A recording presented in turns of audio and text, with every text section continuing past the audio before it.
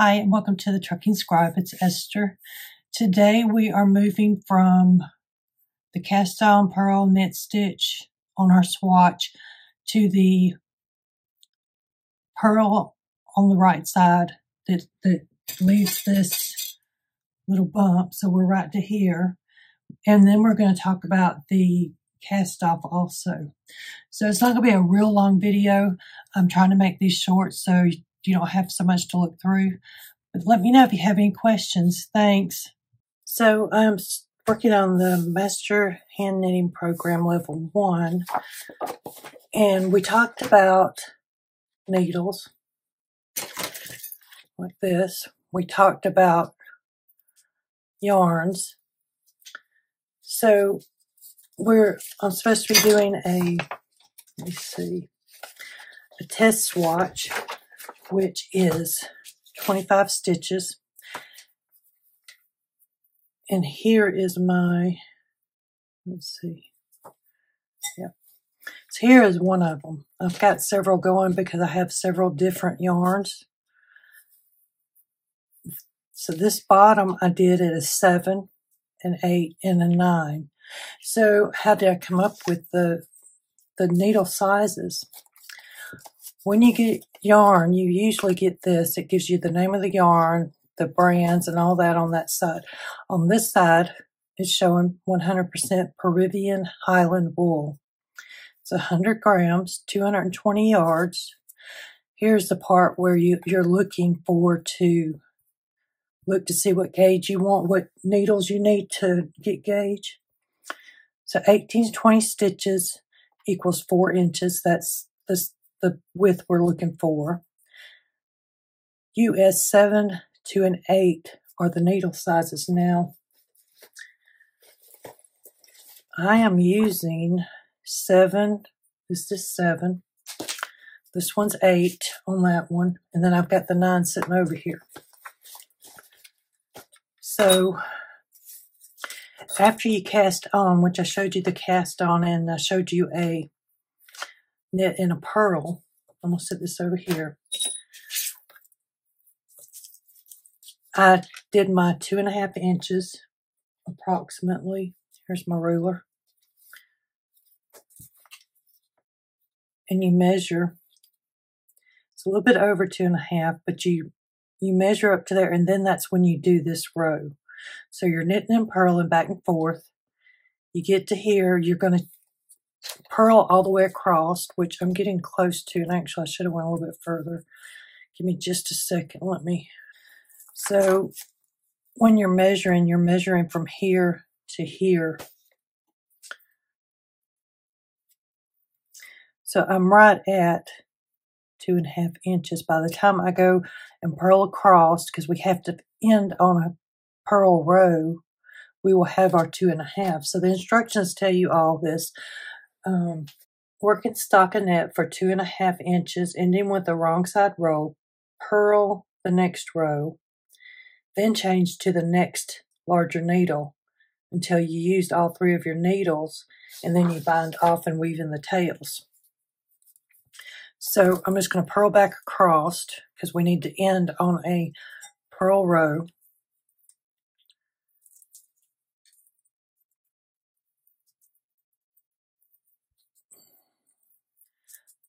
Okay, so I am at the end of that row. Right here is the purl. I'm going to flip it around, and I'm going to do this here, which is a purl on the front side. So what you do to do that, wait a minute. Yep, I forgot. I got to do this. So if I were going to the same size cable, I would take and change this out. Just screw it in like this. Take this one.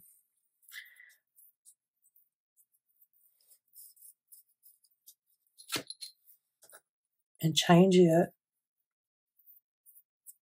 And I'm going to go ahead and leave them like this just because I'm fixing to go to a bigger size. And these are the large size with the big. So what you do when you get here is we're going to do We're going to work our pearls onto this working needle. Let's see. Yep, I had the yarn caught. So with a pearl, if I get some of this out of the way, you're going to take this one in your right hand, just like if you hadn't changed needles. Pull my yarn up. I'm wanting to do a pearl, so I want my yarn in the front. So I'm going to put this right to left, back to front. Go in right to left this way. Put it under, over, and then in. So you do these pearls all the way across. So instead of having your thread back here like you would do a knit on this side, we are actually purling. It's going to give us that line so we have something to measure with. So once we get all this done, I need to show you the cast off, the bind off, cast off. I think it's bind off is what it's called, but maybe both. I'll look. And then we will do the blocking. Well, no, we need to do the pre-measuring because that's where I messed up on this one last time, is I didn't measure this part of it before I blocked it. So this time I'm going to try and remember that I need to measure first and then block it and remeasure, because they're asking for both sets of numbers for gauge. And it's showing you the difference in blocking and unblocking. So let's see, this set of needles are off. I'm completely done with those right now. See, I've got these bigger needles on. What I'm going to do is just turn my work and purl back across. And to purl back across, we're just doing the same as we've been doing. So right to left, front to back, or back to front. Wait a minute. Yeah.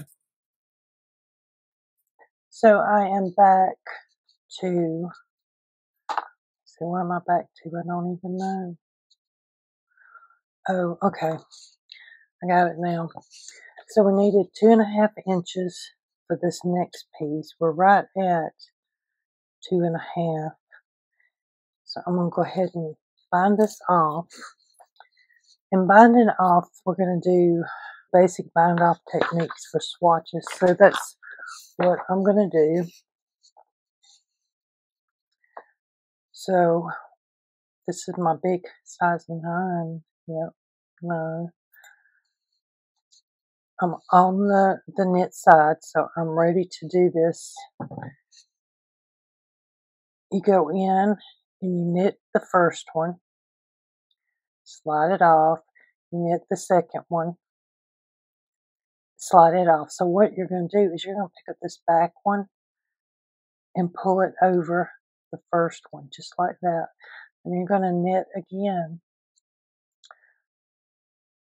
See, I've got this one here. What I'm going to do is I'm going to make it jump over. I can do this. Just like that. So see how it's finishing? I'll show you a second. Let me get a few more on because I'm dropping it. So you just knit one stitch after you get started, and you'll have 2 on there. You take that back stitch and jump over the front, just like that. So knit, pick it up from the left to the right, pull it over. And you do a loose bind off. You don't pull them real tight. I might be a little bit too loose right now. No, they're looking pretty good. See how it's finishing it off nicely for me?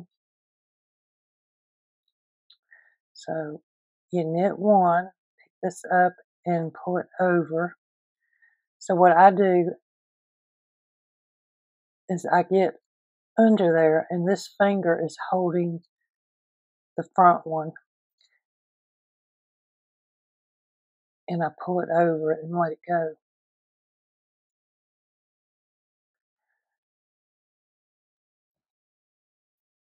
And this is actually, once you get used to it, it is a lot simpler than you think.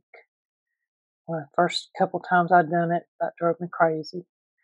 I finally got it.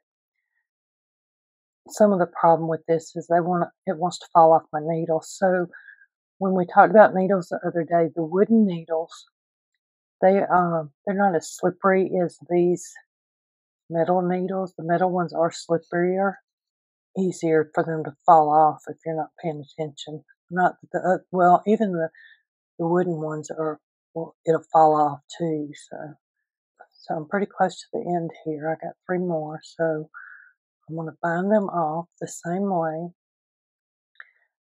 I've been doing. When you get to these last 2, don't pull real hard because that last one especially will grow on you. So when you get to here, you still go over front to back, over that one. Then what I do is I pull this out.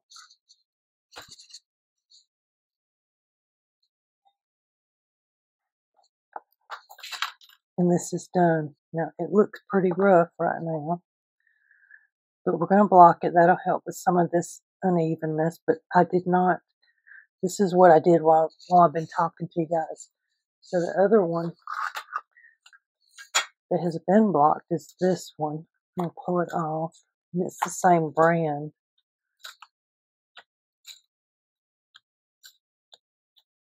So in the next video, we will do measuring for gauge before and after blocking. And I'll show you how to put it on here to block it, or what you need to do to block. So,